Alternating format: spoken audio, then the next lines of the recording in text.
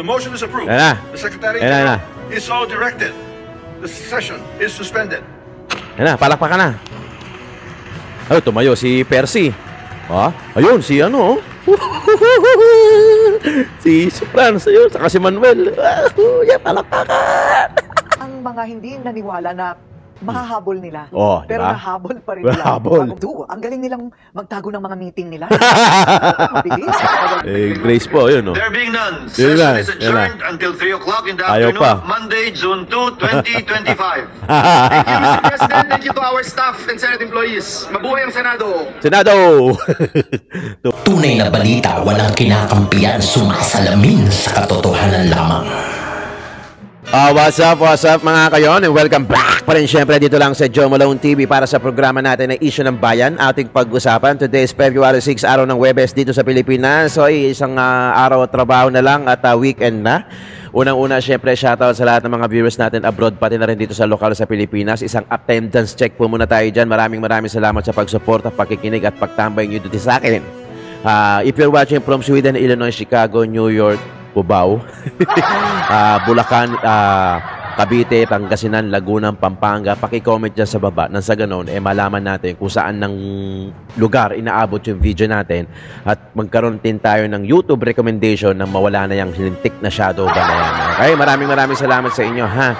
Attendance check po muna tayo. Kung bago ka sa channel natin, huwag mo kalimutan mag-like, share ng video natin at mag-subscribe na din. Shoutout kay Franklin Porog, bago nga member natin dito sa Joe Malone TV. Maraming salamat po sa pag-join. Kung gusto nyo mag-join, meron naman join button dyan. Maraming salamat. Ito na, nood tayo ng magic. Ang lupit, no? Grabe yun. Maraming naniniwala na mga kongresista, even na sa Senate, mga senador, na talagang hindi naaabot yung impeachment. Syempre talagang magic nga eh. Ano ka ba naman, Joe Malone? Magic nga eh. Diba? Ito yung malupit na nag-drugs. Nag-drugs na. Puta, nag-magic pa. Akalain mo yun? Sumobra pa. Doon sa 1/3. Diba? Sa 103, sumobra pa. Parang 215 yung pumirma para ma-impeach si Sara sa Kongreso na ma-endorse na sa Senado. Fast track ang tawag nila doon. Fast track mode. Sports mode yan, kumbaga. Di ba? Ang lupit, no? Grabe. Tuwan-tuwa. Si Madam Representative Franz Castro. Nakita ko, gumaganon-ganon pa eh. Ang galing eh. O sino kaya nag-magic dyan? Di ba? Ay, minabasa pa akong comment, di umano, allegedly. Baka sabihin nyo na naman. Fake news na naman kaming mga vloggers. O ito sinasabi ko, ang balita ko, may mga comment lang, babasahin, binasa ko lang, shinare ko lang sa inyo, hindi ko namang sinasabing tama to, 150M daw. Ooh! Sa mga pumirma. Each! Hindi ko sinasabing totoo ha. Kaya nabasa ko lang, shinare ko lang. Pinabasa ko lang, shinare ko lang. Kung ito man ay totoo, nakakalungkot syempre. Pero syempre, hindi naman kami pinanganak kahapon. Di ba? Hindi naman kami matotolong. Guys, hindi ko alam. Nabasa ko lang, shinare ko lang dito. O baka sabihin nyo, fake news ako. Huwag kayo maniniwala. Baka huwag kayo maniniwala sa mga sabi-sabi. Di ba?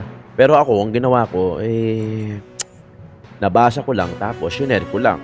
Di ko alam kung totoo o mali. Di ba? Wow. Pero isang totoo, nag-magic kayo. Di ba? Panoorin natin yung sa Congress kung paano sila nag-hiyawan. Tapos panoorin naman natin sa Senado kung paano din sila nag-hiyawan. Pero magkaibang case yun. Magkaibang case yun. Magkaibang case yun. Dahil kung sa Congress, nag-hiyawan dahil impeach na si Sara dahil nasobrahan pa nila yung 102 na 1/3 out of 300 Congress. Nasobrahan pa nila, 215 pa yung pumirma. Pagdating naman sa Senado, nagsigawan din. Woo! Dahil bakasyon na nila. Bakasyon na nila, biglang nalungkot yung mga Congress hanggang June. June 5 ba? June 2. Ang resume nila. Ano na yon? May mga uupo na yun. Bakasyon na sila So walang sino mag-aasikaso ng impeachment nyo ngayon? Di ba? Minamadali nyo. 'Di ba? Nanggigigil ako sa inyo. Minamadali nyo dahil gusto nyo masapawan yung bycam issue. Wala na nga eh. Wala na naman, no? 'Di ba? Ang galing, no? Para mga vlogger din pala, no? Sanay din sa mga ano. 'Di ba yung napapanood niyo no, yung YouTubers, ano ba 'yun? The Battle of the YouTubers, 'yun, halatang ano 'yun.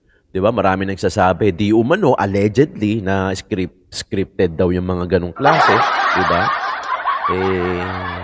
Parang dito rin sa gobyerno natin sa Pilipinas. Ay, simulan na natin. Panoorin na natin ito sa Congress, issue ng bayan natin pag-usapan. I'm sure napanood nyo na ito sa iba, pero bigyan natin ng malupit na reaction. Majority Leader, Mr. Speaker, Ay? I move to take up additional reference of business. the Secretary General is directed to read the additional reference of business. Additional reference of business, verified complaints for Alam na nila yan eh. No? Binabasa pa eh. impeachment. Impeachment complaint against Vice President Sara Z. Yeah. Duterte, Yeah. filed by at least one-third of all the members of the House of Representatives on February 5, 2020. Aba, matindi! Impeachment complaint filed against Vice President Sara Z. Duterte, filed by Teresita Quintos Deles, Father Flaviano, SBD Gary Alejano et al., and endorsed by Representative Percival B. Sendanya of the Akbayan Party List on December 2, 2024. Impeachment complaint filed against Vice President Sara Z. Duterte, filed by Teodoro Casino, Lisa Masa, Nery Colamares et al., and endorsed by Representatives Franz De Castro of the Teacher Party List, Representative Arlene D. Brosas of the Gabriela Party List, and Representative Raul Daniel A. Manuel of the Kabataan Party List on December 4, 2024. Impeachment Dapat talaga complaint i-abolish filed yung ano against eh, party Vice list President na Sara yun C. eh. Duterte, filed by Reverend Father Antonio Labiao Jr., Reverend Father Rico P. Ponce, Yan yung mga Reverend ano, Father binasa lang yung mga Dionisio nagpasa ng P. impeachment. Ramos et al., and endorsed by Representative Gabriel H. Bordado Jr. of the 3rd District of Camarines Sur, and Representative Lex Anthony Chris A. Colada of the Ambis OWA Party List on December 19, 2024. Mr. Majority Leader, Mr. Speaker, today Ay? I provided for, in our additional reference of business, a verified impeachment complaint against Vice President Sara Zimmerman Duterte has been filed by at least one-third of all the members of the House of Representatives on February 5, 2025. Hapon. Mr. Speaker, for the record, may we inquire from the Secretary General the total membership of the House as of today, February 5, 2025. Hapon yan. the Secretary General will please respond. Mr. Speaker, as of the present, the total number of members of the House 215. of Representatives is 306. 306 is total. The Majority Leader is recognized. Mr. Speaker, may we inquire from the Secretary General how many members Yan. of the House verified and swore before him the impeachment complaint? Secretary General, please respond to the query of the Majority Leader. Yes, Mr. Speaker. Pursuant to Section 14, Rule 4 of the Rules of Procedures, Grabe. in impeachment proceedings, 215 the eh. total number of House members who verified and swore Ayan. before me this impeachment complaint is 215. Grabe, di ba? 215, sumobra pa sa 1/3. Palakpakan sila. Sandro Marcos, oh. The Majority Leader is recognized. Mr. Speaker, may we know what is one-third of the total number of the members of the House? Joel Secretary Chua. General will please respond. Nandiyan din. Speaker, one-third of the total number of members of the House is 102. The Secretary General has responded to the query of the Majority Leader. The Majority Leader is recognized. Mr. Speaker, for the record, in consonance with the Constitution on Article 11 on accountability of public officers, particularly Section 3, Paragraph 4, and pursuant to Section 14, Rule 4 of the Rules of Procedure in impeachment proceedings, which provides as follows.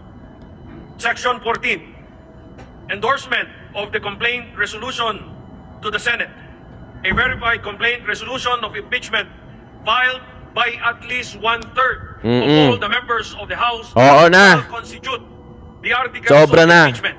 And in this case, Sa the one-third. verified complaint resolution shall be endorsed to the Senate in the same manner as an approved bill of the House, considering that the Secretary General has certified that at least 215 members of the House of Representatives Grabe, sobra-sobra, have di ba? verified and swore before him the said impeachment complaint against Vice President Sara Zimmerman Duterte. And consistent with our rules, I move that the Secretary General be directed immediately to endorse the same to the Senate. There is a motion to direct the Secretary General to immediately endorse to the Senate the impeachment complaint, having been filed by more than one-third of the membership of the House on a total of 215 members. Is there any objection? Hearing Chair none? hears none. The motion is approved. Yan na. The Secretary Yan na, yan General is so directed. The session is suspended. Yan na, palakpakan na. Ay, tumayo si Percy. Ah, ayun, si ano. Si Franz, ayun, saka si Manuel. Yan, palakpakan. Palakpakan. Galing, galing. Tagumpay tayo. Galing, oh. Na-impeach si Sara dahil yung requirements na 1/3, which is 102 out of 300 something, alam naman natin na 200, nahigitan pa nila. So, na-impeach si Sara sa Kongreso. So, para ma-endorse naman yung impeachment na yon, complaint sa Senado. Oh, bago yan. Alam mo, Marat, Bago yan. Panoorin muna natin to. ang mga hindi naniwala na mahahabol nila. Oh, pero diba? nahabol pa rin nila Nahabol. bago magtapos ang linggo. Gaya ng sabi ni Sec. Jen, hinihintay niya yung fourth impeachment complaint. Ayan na nga, ang fourth, ito yung tinatawag nilang fast track na mode kung saan one-third. So, you know, you have 215 who signed out of 300 plus. So, definitely more than one-third because I only needed 102. 102. Ang galing nilang magtago ng mga meeting nila. Mabilis. Talagang nakaamoy. Pero talagang ano to, popcorn viewing. And that's something we need to find out. Yan, and wait yan. for. Anong gagawin ng Senado? How will they act on this? Oo That's really nga. the next question. Correct. Kasi iba pa ang boto ng Yes. Senado. Right. Sa Senado na, ito pala, sa Senado parang 8 lang ata 8 lang ata yung kailangan nila. Pero bago yan, bago tayo pumunta dyan sa Senate, pakita muna natin yung 215 na pumorma just for reference galing sa SMNI. Number 1, si Representative Ferdinand Sandro Marcos. So ayan na, i-post nyo na lang. Lalabas lahat yan sa screen. Yung iba hindi ko kilala, hindi ako familiar. Imposible naman na makilala ko yan. Yung si Franz Castro. Nakita na natin. Isa sa mga pumirma yan, syempre. Ayan. Yung iba hindi natin si kilala o pamilyar. Yun, si Representative Joel Chua ng Manila 3rd District, nakita na natin. Ayun, si Percy ng Akbayan Party List. Sino pa ba? Irwin Teng, Manila 5th District. Isa rin sa mga pumirma. I-post nyo na lang mga kayo na. Pinakita lang natin yung 215 na pumirma. Ayan, ang saya. Diba? Ayan, meron pa. Nakita ko rin dito si Luis Troy. Nakita ko rin Asan ba yun? Ayan yung mga pumirma, mga kayo na. Ayan yung mga pumirma doon sa 215. Okay? So, punta naman tayo dito sa Senado. Majority Leader. Ayan. Mr. President, Yan. before we adjourn, may I remind our colleagues that there is a standing resolution number 21, entitled Resolution Authorizing All Regular Standing Committees, Oversight Committees, and Special Committees of the Senate to conduct hearing, meetings, and consultations during every recess of the Senate, to have continuity in the process of passing pending proposed legislations, and to conduct investigations on issues of national interest, to aid in crafting relevant legislation.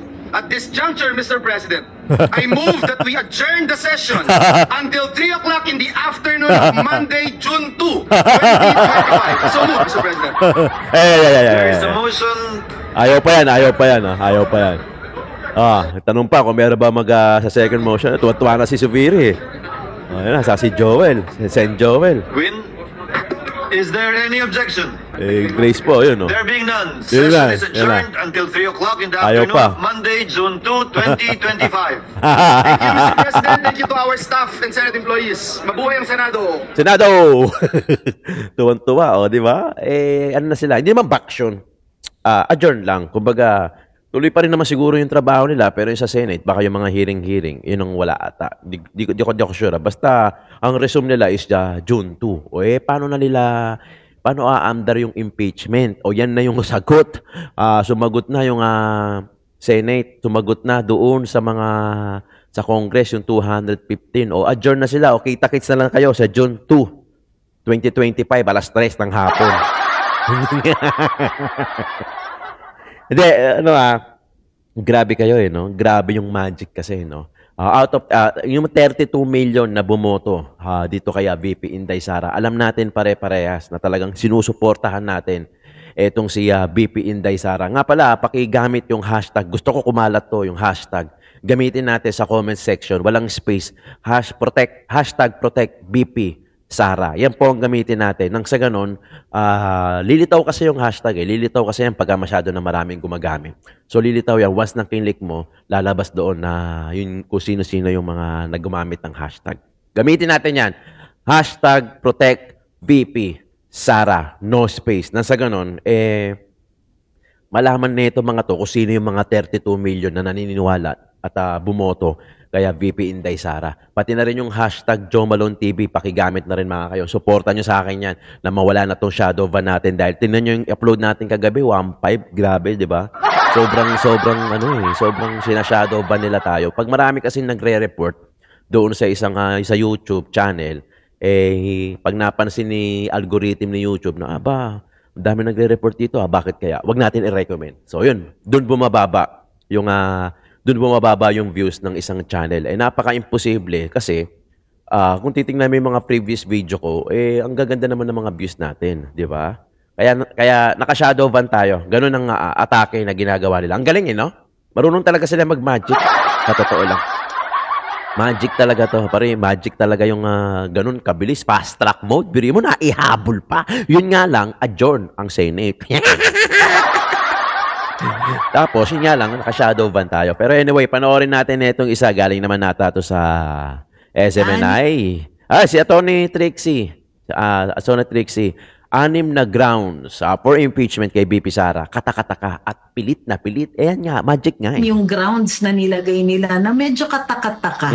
Hindi lang, parang nakakapag-ano lang na pilit yung ebidensya. Yes. Imbis na ilagay nila kung ano yung basis, kung ano yung grounds, nag-a-allege sila ng mga actions tapos piniframe nila in such a way as it would appear to be shocking. Pero hindi na susubstantiate kasi hindi siya sumasapol doon sa mga grounds for impeachment. Hindi talaga ako naniniwala that this is a serious impeachment complaint. Para sa akin, very Galing. cynical. Parang sinasabi nila, kahit walang kwenta itong articles of impeachment na ito, ipapasa pa rin namin because we have the numbers. Ma'am, ito, talagang pinapatanong to ng ating global audience. Ano po kanilang magagawa para po pigilan itong mga hakbang? Lalo na yung 32 million ng mga bumoto ng VP Sara Duterte. Makatulog man lang daw sila, ma'am, sa kinaharap na hamon ngayon ng bise.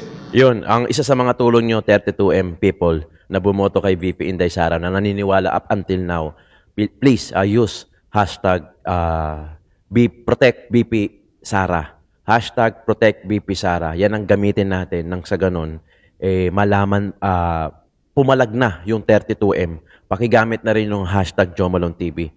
Supportan nyo yan sa akin. At kay VP Sara. Ang mahalaga is malaman ni VP Inday at malaman ng mga gustong ipa-impeach siya na may malakas at mayroon siyang suporta. Yes. Na yung 32 million Support ay tayo. hindi po nakakakalimot. At Support tayo, mga kayo. Dito sa mga tao na may pakana nitong impeachment na ito. Kailangan na tayo ni VP Inday Sara. Kung babasahin niyo po yung press release nila tungkol dun sa articles of impeachment, maliliwanagan kayo na medyo pilit yata itong ibang mga itong mga ibang mga nilagay nila. Katulad ng mga aligasyon ng hindi ko alam kung pwedeng sabihin dito kasi baka ma-strike kayo dun sa social media. Dun sa pag-unalive halimbawa ng Pangulo, ng Speaker of the House at ng unang ginang. So meron pa yung ibang mga yung tungkol dun sa confidential funds, pati dun sa mga supposedly mga transaction sa Department of Education, yung meron pa silang Meron pa sila, ano yan 6 yung grounds na nilagay nila na medyo kataka-taka. Hindi lang, parang nakakapag lang, na pilit yung ebidensya. Ito, number 5, involvement in EJ case. Yan. To the Davao DS. Okay? Ang testimony nito ay tungkol sa mga naganap bago pa siya naging vice-presidente. Parang, can you make her liable? Ang tinatanggal natin siya sa pwestong vice-presidente. Impeachable ba siya for acts that were allegedly committed bago siya naging vice-presidente? Bukod pa dyan, meron pa ang charge, destabilization, insurrection, and public disorder. Dahil daw po siya ay, nung hindi siya pumunta dun sa State of the Nation, nagbiro siya na siya daw yung designated survivor. Parang ito daw ay may evil overtones. May overtones na na nakaka-destabilize. Nag-lead daw siya ng rally na nananawagan ng resignation ng ating Pangulo. Which, factually, alam natin hindi totoo. Publicly defending daw, Pastor Quiboloy, fugitive pastor, Apollo Quiboloy, a known ally, accused of serious crimes. Teka muna, hindi pa nga akusado? Hindi pa criminal yung si pastor. Hindi pa akusado. Still undergoing trial. Yes. May presumption of innocence pa. Pero ang ginagawa nila dito, nililink nila sa isang tao na humaharap pa lang ng mga charges at ginagawa nilang guilt by association. Paano magkakaroon ng guilt by association? Wala pang ang guilt yung isa. So, very galing unusual. Di ba? Magic nga, magic. Obstructing congressional investigations by ordering subordinates Pilipinas not to comply with subpoenas. Hindi yata ito, parang saan ground? Hindi maliwanag kung anong ground ang ina-allege nila dito.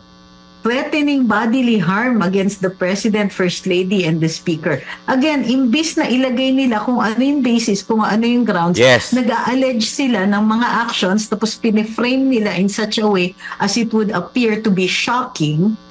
Pero hindi na susubstantiate kasi hindi siya sumasapol doon sa mga sa mga grounds for impeachment. I'm sure ipapasok nila lahat ito doon sa sa betrayal of public trust dahil ito po ay catch-all na tinatawag nila. But still, attorney yan si Attorney Trixie. Yung mga ganitong klaseng action to betrayal of public trust, it's going to take some doing. Hindi talaga ako naniniwala that this is a serious impeachment complaint. Para sa akin, very cynical. Parang sinasabi nila, kahit walang kwenta itong articles of impeachment na ito, ipapasa pa rin namin because we have the numbers. May pasok ito na naman tayo sa numbers game. Grabe. Ma'am, 215. Salamat po ulit sa inyong panahon ngayon pong oras ng gabi at kita-kits soon, ma'am. Mga kayong mukhang magkikita talaga tayo. Wag lang sa detention. Maraming salamat si Attorney Trixie Cruz Angeles. Mga kayon, ito ganito lang kasimple yan yung 32M na naniniwala at bumoto kay VP Inday Sara, sa palagay ko, kailangan na tayo ngayon. Di ba? Kailangan na tayo ngayon ni VP. Ipakita natin kung sino yung 32M. Pakita natin. Di ba? Gamitin lang natin, simpleng paggamit lang ng hashtag Protect VP Inday Sara. Hashtag Protect VP Sara. Ang laking bagay na yon.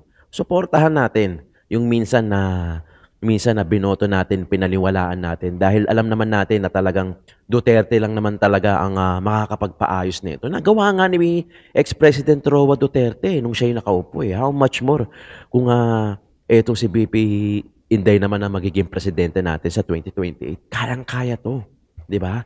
Kayang-kaya to. Kasi pagka na-impeach si Sara ngayon, hindi na niya makakatakbo sa 2028 Diba? Iba na yung papatakbohin nila. Either ibang Duterte, yung kapatid, o yung sinasabi ni Atty. Sal Panelo na si Robin Padilla nga parang nire-ready nila sa 2028. Pero malayo pa. Malayo pa pero paramdam natin ngayon yung suporta natin kay VP Inday Sara dahil mas kailangan na tayo ngayon at talagang ako naniniwala ako na talagang gaya na sinabi ni Corina Sanchez na paano nila naitago yung mga meeting, parang sobrang bilis, fast track mode, sports mode yung ginamit nila. Marami ng kongresista ang naniniwala na hindi na nga aabot due to time constraint. Pero eto, naihabol nila. Yun nga lang, biglang nag-adjourn yung Senate. Ano no? Ang galing lang ng sagutan. Ang galing lang ng sagutan. Talagang parang sinadya na hindi mo maintindihan. Sinadya talaga. Sinadya na yan na mangyari yan. Tamo yung vice cam issue. Wala na. 'Di ba? Natabunan na. Sayang naman yung in-expose nila ni Congressman na ungab sa kanya Dorowa Duterte, pati na rin si Attorney Vic Rodriguez. 'Di ba? Pinag-usapan natin, pinaliwanag naman yan ni Attorney Vic in layman's term. Nagets natin lahat yan at naiintindihan natin kung ano yan. Tinabunan na nila, di ba? Tinabunan na nila. Ito naman yung issue ngayon, ito naman yung pinag-uusapan natin ngayon, yung about sa impeachment. In short, impeach si Sara sa Kongreso. Pero para may endorse yan sa Senado, biglang nag-adjourn naman. So, yun lang talaga ang pag-uusapan ngayon hanggang sa susunod dyan. Pero Feb, busy na to eh. Pati yung March, campaign period na rin sa lokal. So March, April, May, June pa sila. So ang tagal, 'di ba? Tignan natin mga kayon kung ano yung mga kaganapan at mangyayari diyan. Kung umabot ka sa dulo ng video na 'to, naka-shadow ban kasi tayo eh. Ako nakikiusap lang ako sa inyo, paki-like yung video natin. Pwede mong i-play all, wag kayo mag-skip ng ads. Hindi naman ako binabayaran ng mga politiko eh. Sumasahod ako by views. Sumasahod ako dahil sa hindi nyo pag-skip ng ads. Na iipon yun, doon tayo sumasahod. Wala naman nagbabayad sa atin, di ba? Meron mga ilan nagpapadala rito sa comment section. Maraming salamat. Na-appreciate ko po yan. Wag din kayong, sana, i-share nyo yung channel natin, i-like, share. Gamitin nyo yung mga hashtag na sinasabi ko. Doon pa lang, malaking bagay, malaking suporta na yun. Kasi talagang laban natin to. Laban ng bawat Pilipino na naniniwala kay VP Inday Sara na talagang Duterte lang talaga ang kailangan maupo. Pati yung mga inendoso ni Duterte, ito yung pag-asa natin eh. Ito yung pag-asa natin na talagang kahit papaano makatikim ng ginhawa at umayos naman ng bansa natin. Di ba? Baka hindi na nga para sa atin yan eh. Sa atin, hindi na nga para sa atin yan eh. Para sa mga anak na natin yan kasi saglit na lang din yung natin. Mga ilang taon na lang tayo. Goodbye na. Di ba? Paunahan na lang yan, kumbaga. Para sa mga future na mga bata na lang to na lalaki at gagamit ng mga kung ano-ano man sa gobyerno natin, at least kahit papaano may ginhawa sila kahit na wala na sa atin. Anyway, maraming salamat mga kayo sa pagtutok at pagkikinig dito sa akin sa Joe Malone TV, ang inyong lingkod. Laban lang po tayo, protektahan natin si VP Inday dahil talagang I think talagang hindi sa tingin no? Talagang kailangan na tayo. Yung 32M. Maraming salamat. Joe Malone TV, Issue ng Bayan, ating pag-usapan.